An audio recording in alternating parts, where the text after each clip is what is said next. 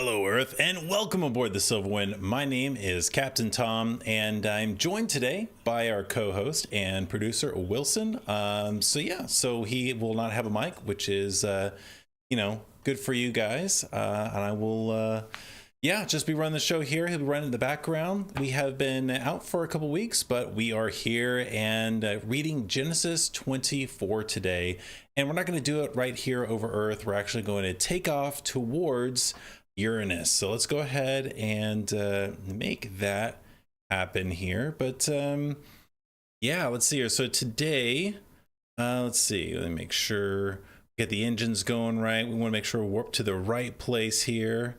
You know what? I think, Wilson, let's phase warp there, because I think that's going to be much more quickly. And beyond that, we basically one of the things about Uranus is it has rings. They're very difficult to see, so I don't know if we'll be able to see it when we get there, but we're going to find out. So that should get us there. Let's see if that works. We're phase warping somewhere, so hopefully we end up in a good spot here. Let's see.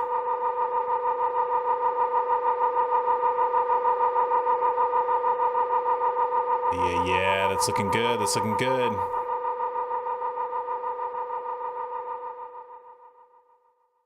Right. Look at that. That is gorgeous. Unlock ourselves in place right here. Perfect. So, let's go ahead and talk a little bit. We haven't been to this planet yet, so we'll share a few facts with you guys. Unfortunately, it does look like we're unable to see the rings ourselves right now, but there are 13 faint rings on it. Maybe we need to get a little bit closer to see them. There's 28 moons. We'll go to a few of those. Most of those are satellite moons, basically meaning that they're, like the size of a truck or a car, rocks that are orbiting around it. Those are technically a moon. And Earth is going to have, I think today, actually, Earth is going to have a second moon for a very short period of time. It's a very quick, it's not even going to do a full rotation around the Earth, but we're going to capture basically an asteroid or a meteorite, and it's going to get thrown back out to continue to go around the sun. So that's kind of interesting, but I'm more interested in the worlds, right? The big ones. So there's about 4 of those. We'll probably go and visit 4 or 5 of them. And beyond that, there's some other there's some really interesting stuff about this. The whole planet is actually, instead of spinning on its axis, or it doesn't spin the rest of the way that other planets spin. I think the best way to kind of show you guys that, let me go to it's over here. I'm going to get you guys a really good visual here for what I am talking about. So let me go ahead and kind of get that going. Let's see. That away, and there we go. I think this will work. All right, so this right here is actually a fun little system. You guys can actually get access to this little app or program. It's free online. It's got eyes on the solar system, so go check it out. And it kind of just allows you to check out some of these things. Now, normally these planets revolving here around the sun, normally if we were to look like top down, they have they spin like this, right? So if you're, looking at the Earth, and it kind of, makes sense for the most part here. But what we're used to. Didn't want to go to a satellite, Wilson. Here, let's, that's a satellite. The Parker Solar Probe. Care about the Parker Solar Probe. Okay, this very small, apparently. Here's Earth. There we go. This is a good example. So we got Earth right here. We got lots of our stuff going around it. So it is going to be spinning. If we look at the sun right here, it's going to be spinning this way, right? So it's like a top when you look top down on it, if you were to spin a top. And that makes sense for us, right? That's how we get our day-night cycle. We have a north and south pole, and the days get longer, and the further you get up and down that for that reason. So Uranus is a little bit different. Wilson, I know I'm saying Uranus incorrectly. I'm doing that on purpose because this is the internet.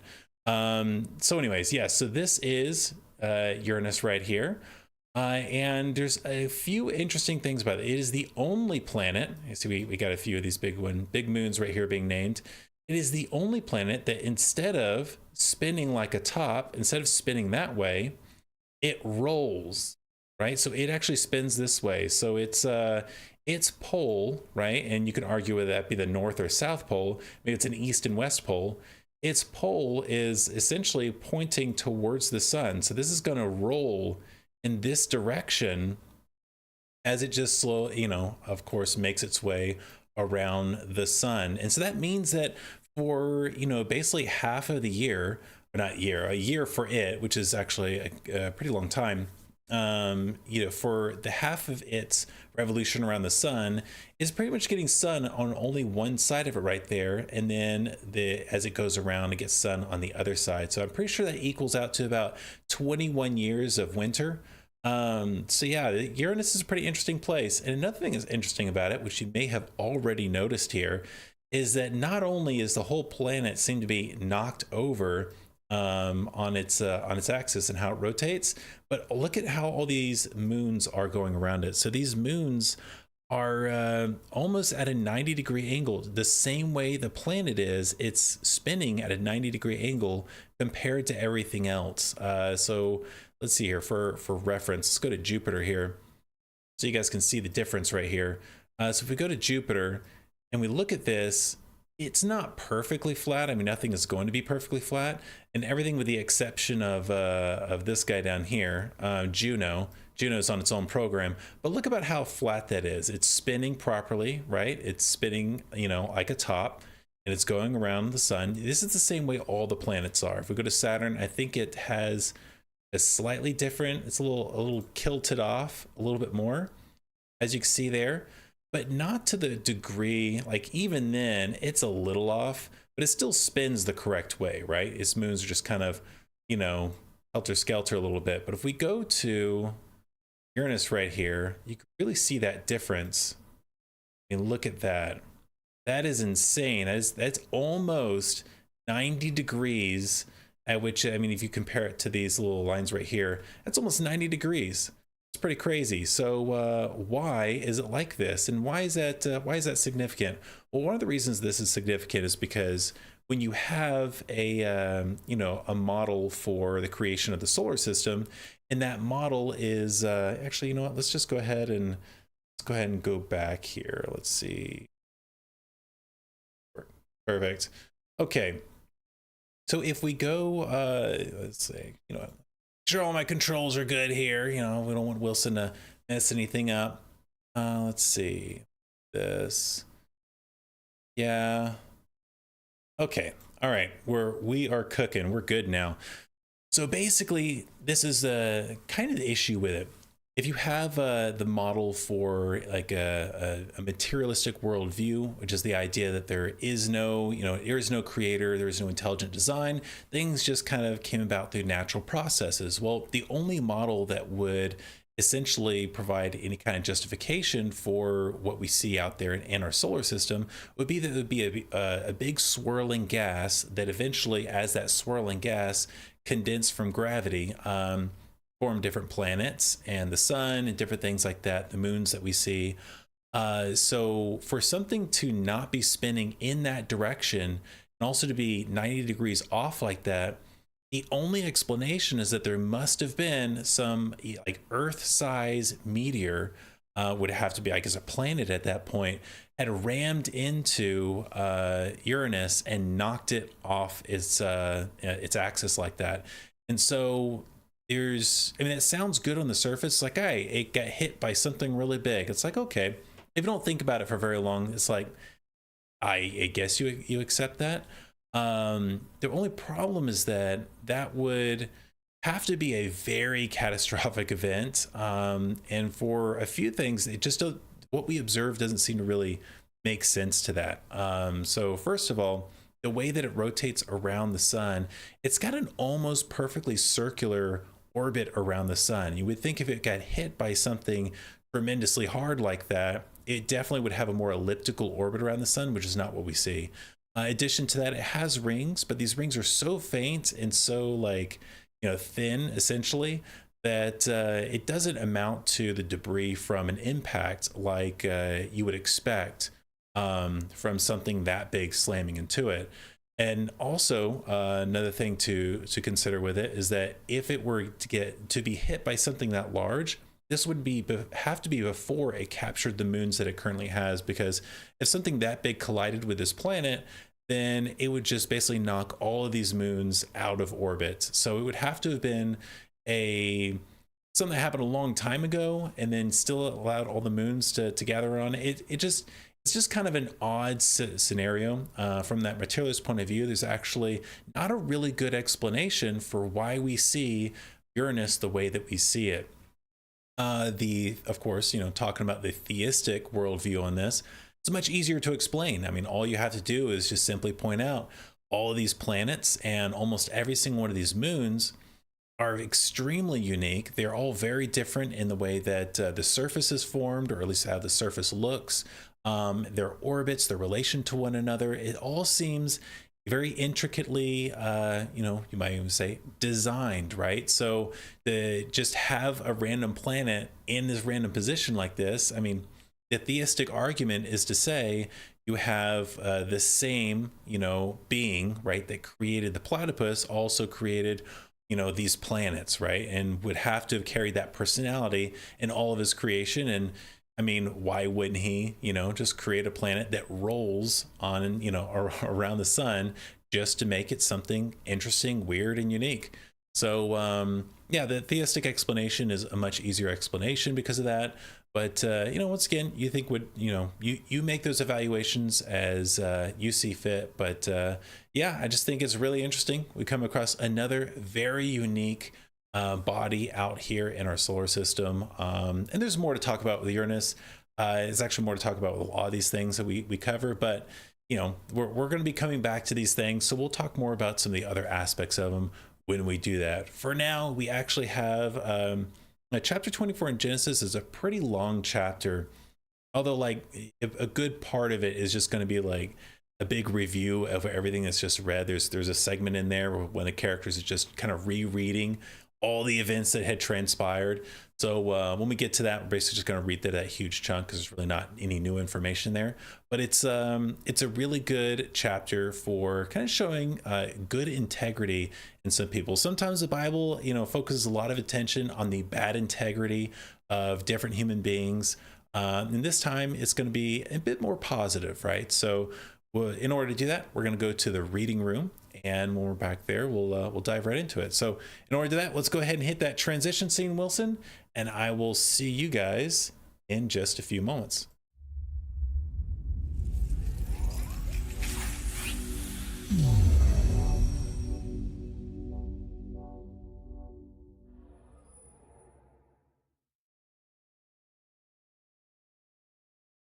All right. I love the color of this planet. It's just like just the perfect hue of blue. It's fantastic. Okay, so a little bit of review. So we basically are getting towards the end of Abraham's life. We did get to the end of Sarah's life. And so that's, we had her funeral and everything that happened before. And we're moving, from the, Abraham life into Isaac, right? So, and speaking of which, there's a big question revolving around Isaac, and that's who is he going to marry? So yeah, and that's a bit of a problem because they're living in a land that is the land of the Canaanites. And one of the things that people did back then is they didn't really, marry or have unions far outside of their own familiar circles, their own family. They kept it in the family, basically, for the most part. And that was, something about, there's a lot of traditions around that at that time. But especially here, we have the problem of, the land of the Canaanites. The Canaanites are cursed. They're cursed to be destroyed. We get a glimpse of that with Sodom and Gomorrah. Basically, they were cursed, all the way back with the story with Noah. And so ever since then, Abraham has lived his life here, and he's seen how the Canaanites live, and he doesn't want anything to do with it. He wanted nothing to do with the king of Sodom. He's seen what has happened to these people, and he doesn't want his descendants to be in union with them. And so yeah, so there's an interesting dilemma. So then where is Isaac going to find a wife? Because Isaac's supposed to have, you know, more kids, and those kids are supposed to eventually become a great nation. So yeah, so this chapter is going to address that problem. So yeah, let's go ahead and basically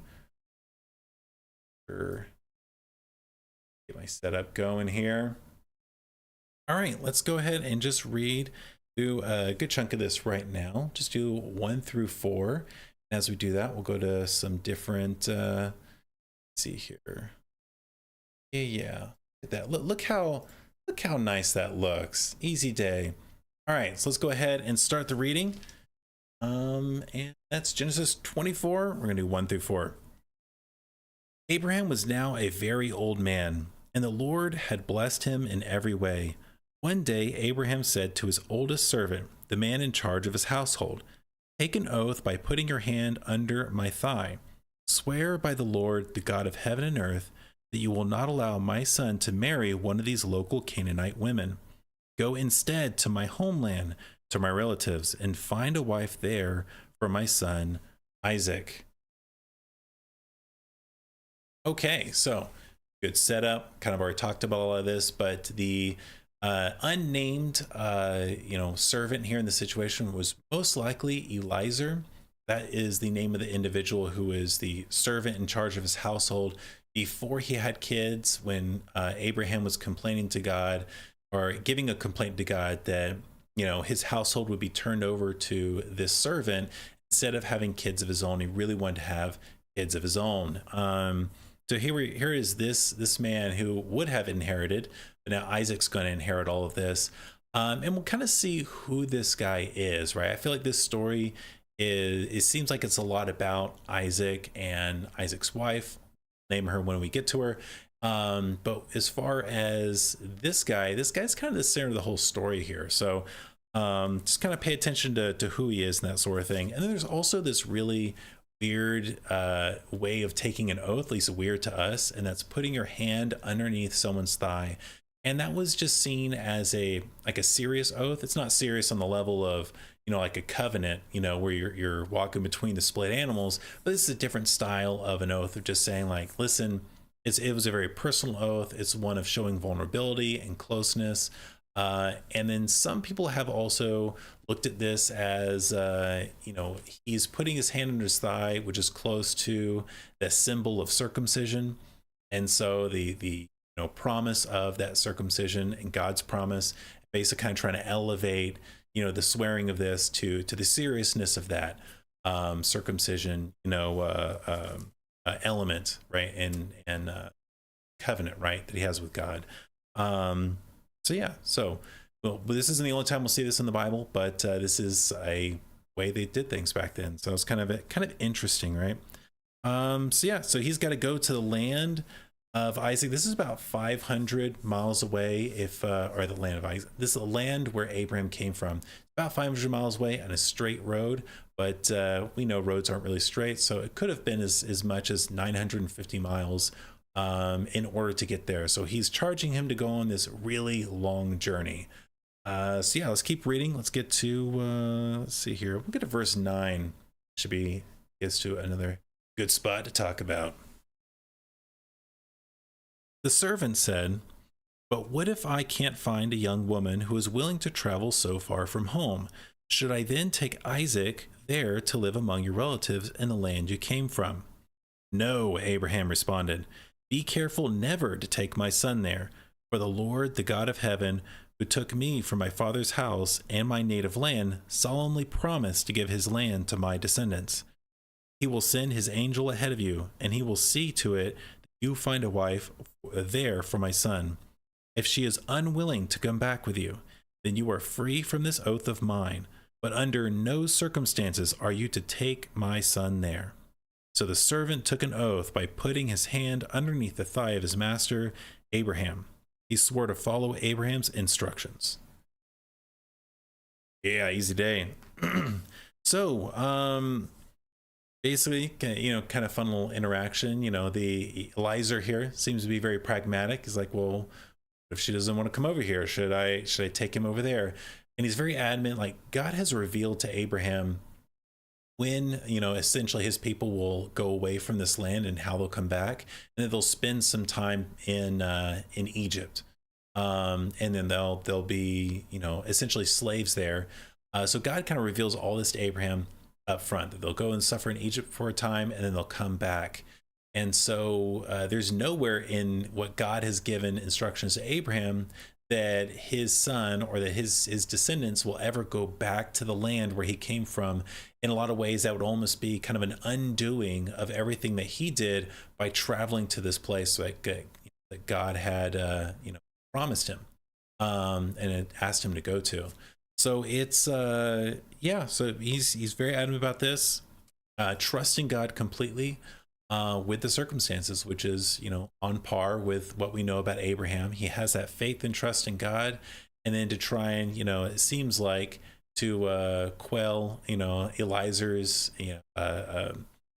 mind a little bit, to say, listen, if she won't come back here, you can just simply, just come back without her. That's fine. You're no longer under this oath. You don't have to stress out like that.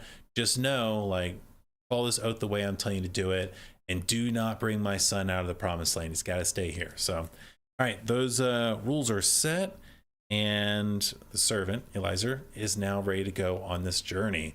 So we're going to read into the next segment here. Here.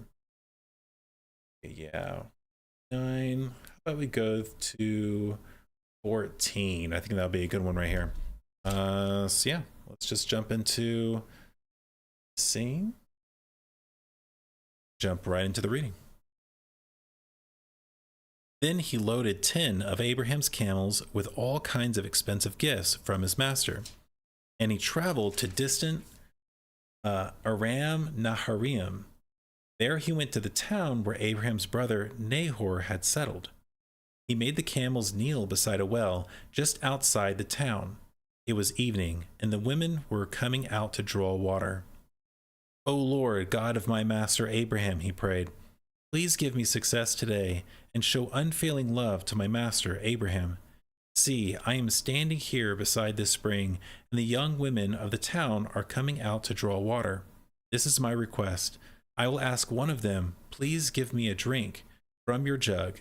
If she says, 'Yes, have a drink, and I will water your camels too,' let her be the one you have selected as Isaac's wife. This is how I will know you have shown unfailing love to my master." All right. So the scene is set, and the plan has been made. So he's trusting God with the circumstance. Basically, he doesn't want to, just pick on his own, what's going on. He wants to rely on God and God's direction for this. He's arrived at the land that he needs to arrive to. So that was just, within the text, once again, somewhere between 500 to 900 miles journey. There's about 10 camels here, and his plan is very simple.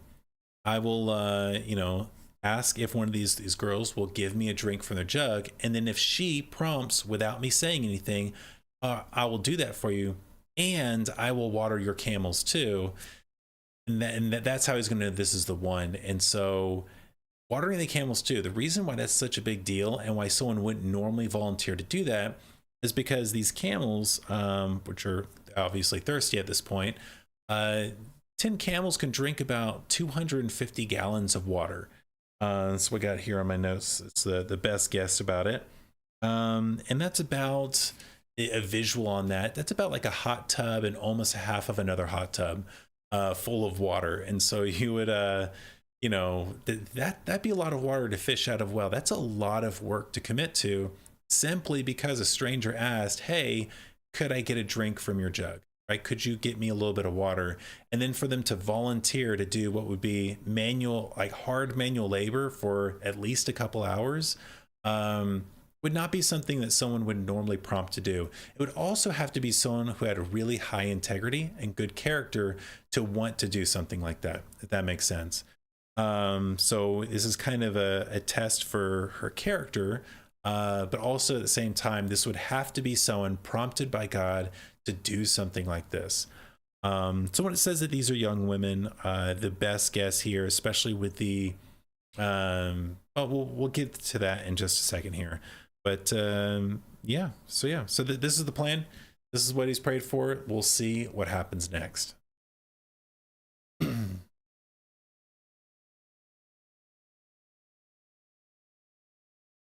All right. Let's go through 21. How about that? All right.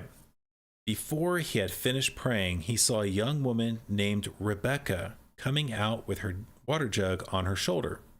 She was the daughter of Bethuel, who was the son of Abraham's brother Nahor and his wife, Milcah.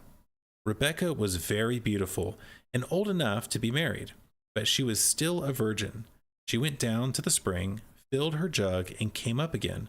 Running over to her, the servant said, "Please give me a little drink of water from your jug." I am going to pause it right there. So a lot of good little important details right there.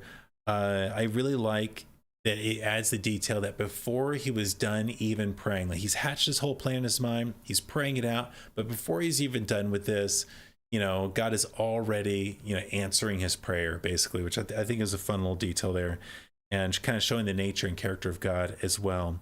And then, yes, he's basically just asking, please just give me a little drink of water. He's not asking for much, right? If someone were to come up to you and ask for just a little of something, for you to then, because you probably have plans that day, for you to just like volunteer to commit so much time to them, would be a very unusual thing to do, right? You don't normally see people doing that, and that's how he will know this is the one. So let's go ahead and continue that reading here.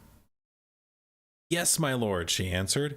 "Have a drink." And she quickly lowered her jug from her shoulder and gave him a drink. So she's already got her water and she's ready to go. When she had given him a drink, she said, "I'll draw water for your camels too, until they have had enough to drink." So she quickly emptied her jug into the watering trough and ran back to the well to draw water for all his camels. The servant watched her in silence, wondering whether or not the Lord had given him success on his mission. Then, at last, when the camels had finished drinking, he took out a gold ring for her nose and 2 large gold bracelets for her wrists. "Whose daughter are you?" he asked. "And please tell me, would your father have any room to put us up for the night?" "I am the daughter of Bethuel," she replied. "My grandparents are Nahor and Milcah. Yes, we have plenty of straw and feed for the camels, and we have room for guests." The man bowed low and worshipped the Lord. "Praise the Lord, the God of my master Abraham," he said. "The Lord has shown unfailing love and faithfulness to my master, for he has led me straight to my master's relatives." But is this Eliezer? He's just, like, he gets into town. As soon as he's in town, first thing that he does is, makes a quick prayer. Before he can even finish that prayer, it's like he doesn't even have to scour the town and look for Abraham's family members. God brings them straight to him, right? So now there's no doubt in his mind that this is, in fact, the one that God wants Isaac to marry. So this is Rebecca. And some very interesting details in here. So there's been some speculation online about the age of Rebecca. I don't know, I guess it's, some people are trying to say that she was really young or something like that. There's a lot of details in the story here about how old she could be. So she's likely, maybe the youngest she could be is 15 in this scenario, but probably a little older than that. And one of the reasons for that is because she's able to do the strenuous task of fetching out, of pulling out about 250 gallons of water from a well. That's a lot of work. That's not something that a small child would be able to do.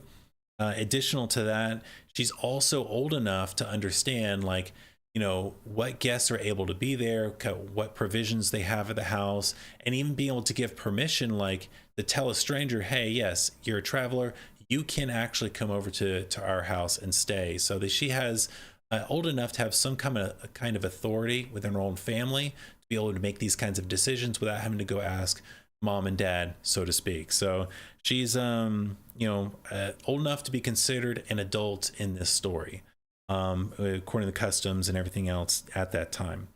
So yeah, Additional to that, let's see.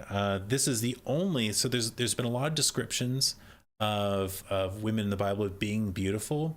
This is the only one that says very beautiful. That actually adds kind of an extra emphasis on her beauty. So the idea here is that she's an extremely beautiful woman and has a very big heart. She's obviously, has the ability to do something that she's just done for this complete stranger to her, right? It's not like God has told her, hey, you're going to go here and do this thing.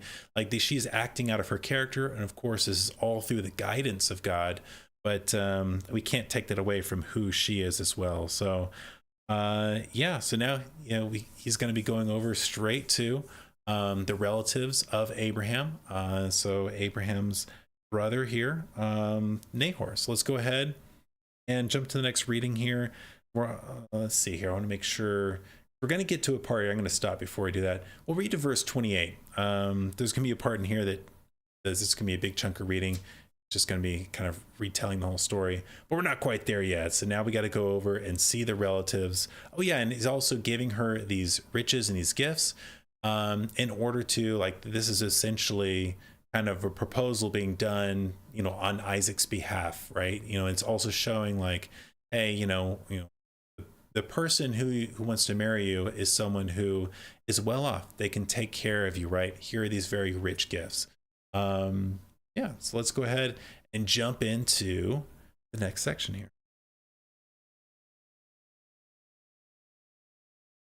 It's in on 28, didn't we? Go to 33. Here we go. The young woman ran home to tell her family everything that had happened. Now Rebekah had a brother named Laban, who ran out to meet the man at the spring. He had seen the nose ring and the bracelets on his sister's wrists, and had heard Rebekah tell what the man had said. So he rushed out to the spring where the man was still standing beside his camels. Probably took some time for him to get his camels together.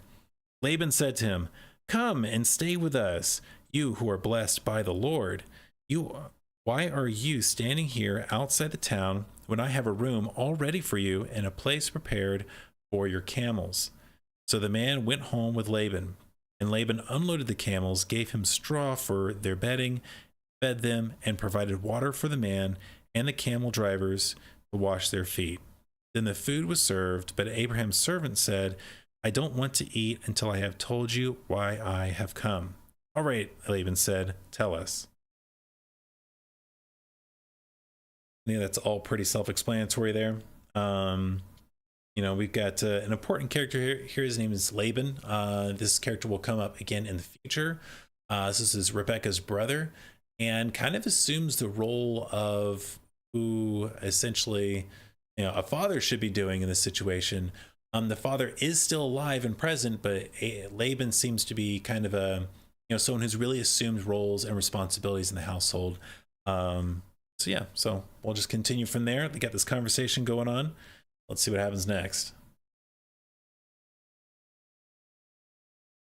"I am Abraham's servant," he explained, "and the Lord has greatly blessed my master. He has become a wealthy man. The Lord has given him flocks of sheep and goats, herds of cattle, a fortune in silver and gold, and many male and female servants, and camels and donkeys. When Sarah, my master's wife, was very old, she gave birth to my master's son, and my master has given him everything he owns. And my master made me take an oath. He said, 'Do not allow me to marry one of these local Canaanite women.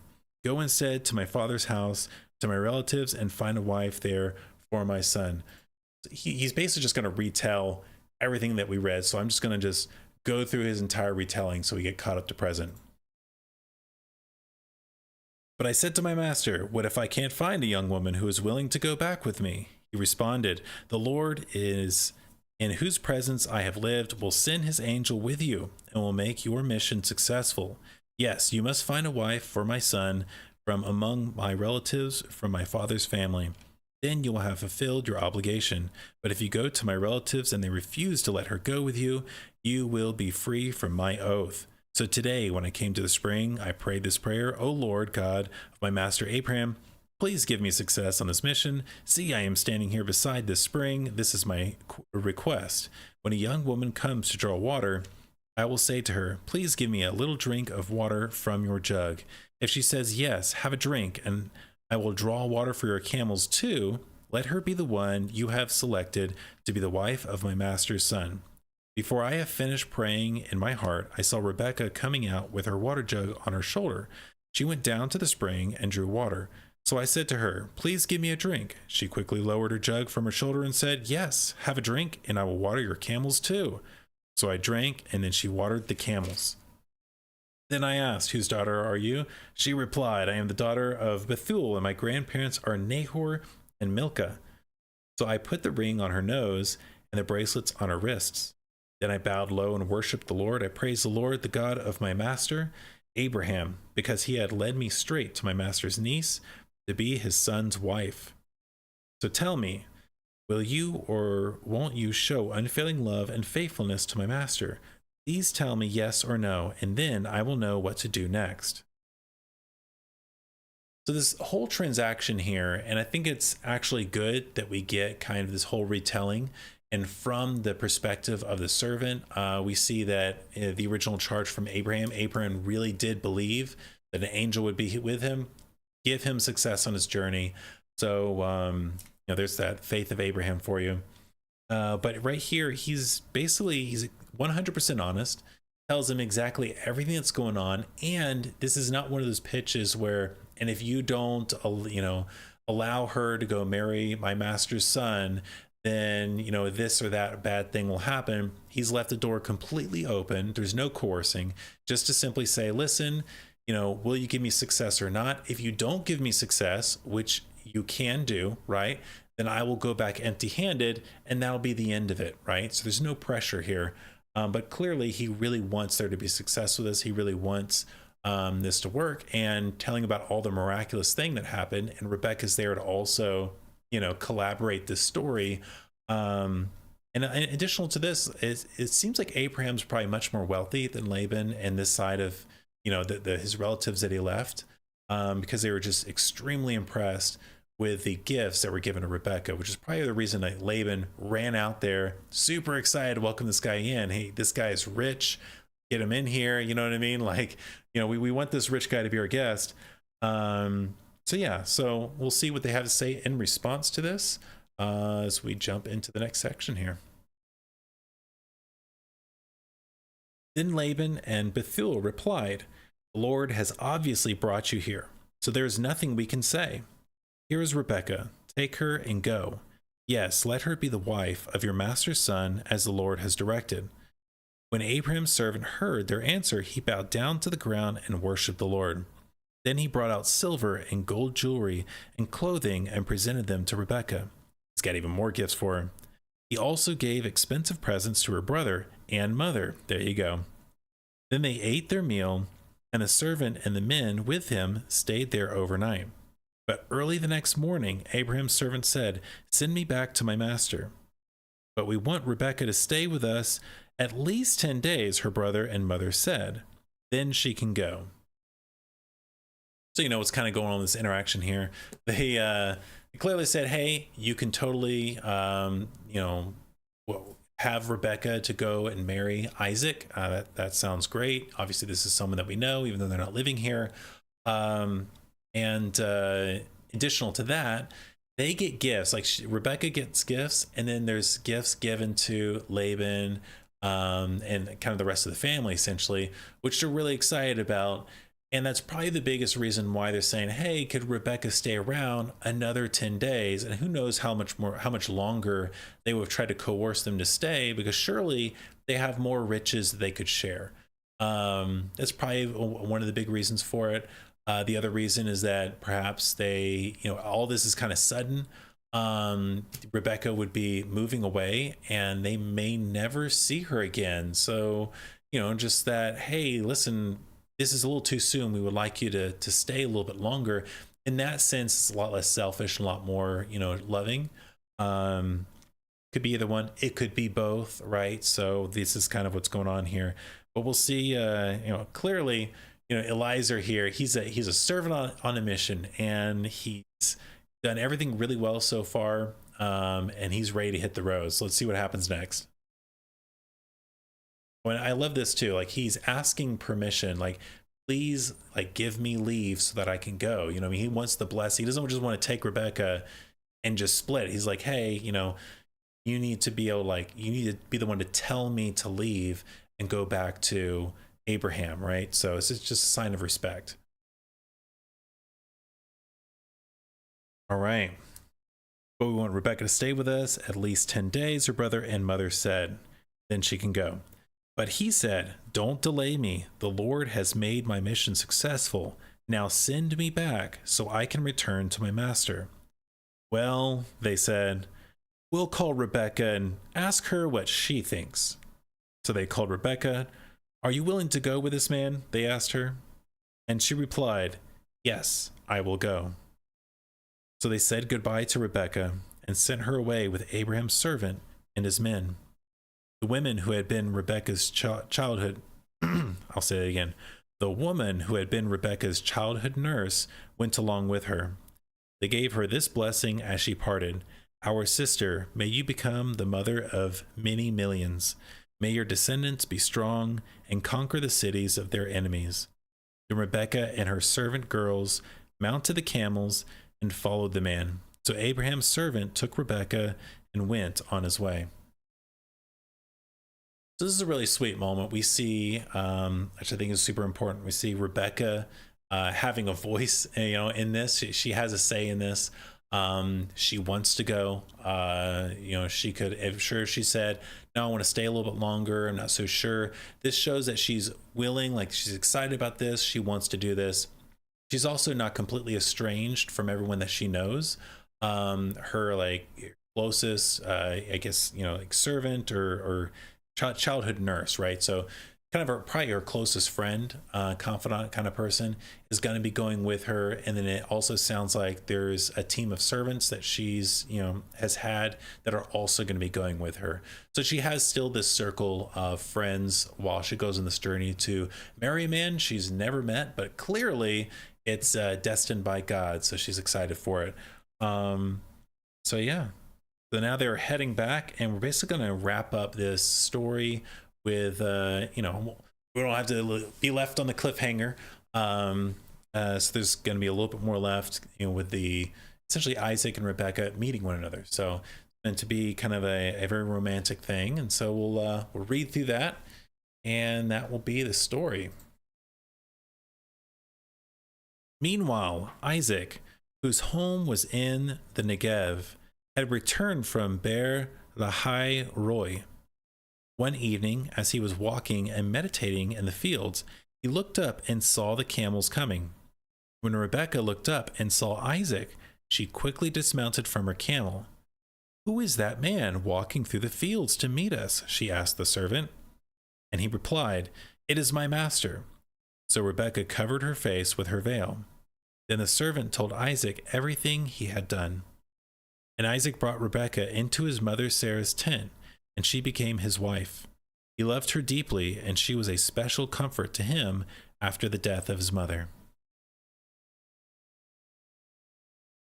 All right. So that's kind of a very sweet moment. This is obviously a marriage and the customs of those days, which makes sense. Like that's how it worked. It doesn't seem like there was very much of a ceremony, although that just may be stuff that's kind of left out of the text. And yeah, seems like they're very much in love. When she sees him, it's kind of describing this moment. It almost sounds like she's in awe, like she really does fall in love with this guy, and he to her. And so and then this whole idea that she was a special comfort to him, just also showing her character, that she's very nurturing, and essentially what you would describe, especially in biblical standards, she's a good woman and he's a good man, right? And so this has been a very positive story, right? The Bible's got a lot of stories that aren't very positive, a lot of very messy stories, but we get this really nice story in chapter 24 with the introduction of Rebecca, and just kind of a story of a very faithful servant who relies on God, and people who don't really try to fight God's will or get in its way at all, other than the Laban trying to delay a little bit, maybe to get some more riches from the this rich visitor. aside from that, everything kind of goes off without a hitch. It's just kind of a nice, perfect story where God is in control, and mainly, people are trusting God in that circumstances. So yeah, and that's 24. Next week we're going to get into essentially the final days of Abraham, and kind of moving forward with Rebecca and Isaac, and see what happens next to this family and essentially people of God under this covenant. So with that, unless you guys got anything, I'm going to go back to the front of the ship. I'll see you guys there, and we will make our journey back to Earth. So yeah, listen, hit that transition.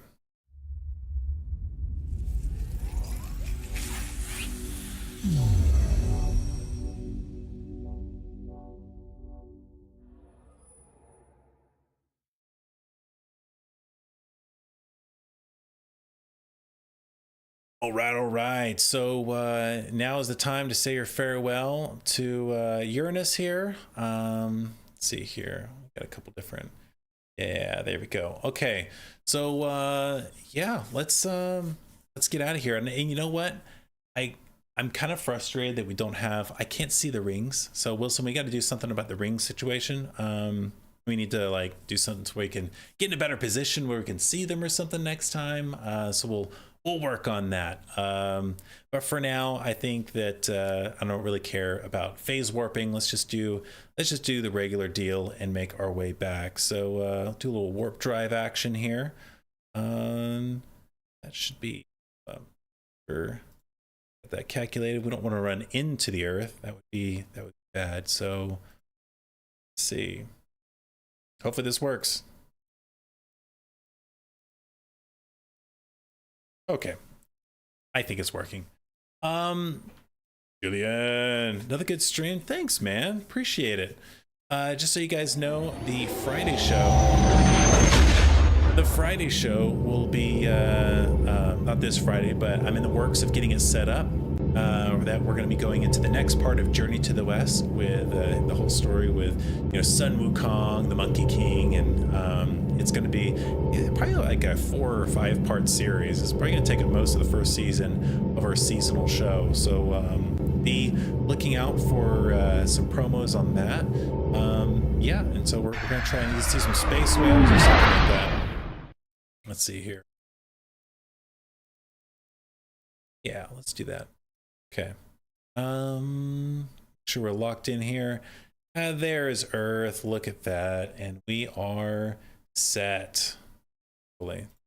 Wilson wants to do something crazy. Okay. Easy day.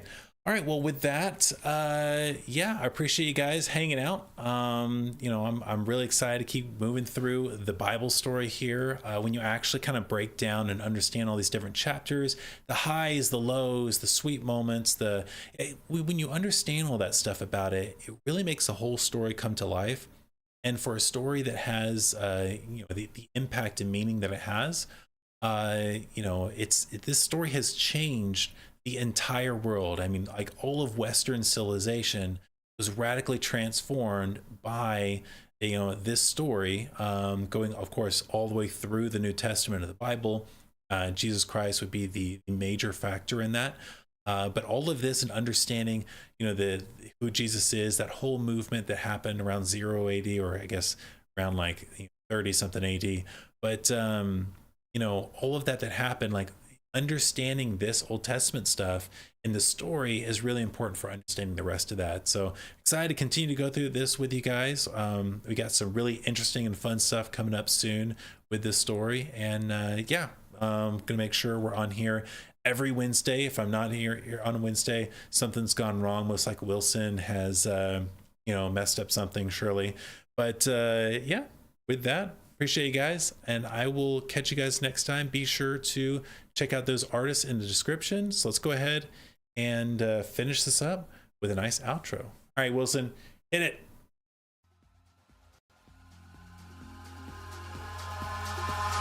Eyes in the sky, gazing far into the night. I raise my hand under the fire, but it's no use, 'cause you can't stop it from shining through. It's true, baby, let the light shine through. If you believe it's true, baby, won't you let the light shine through for you, for you, for you, for you, for you, for you, for you, won't you let the light shine through?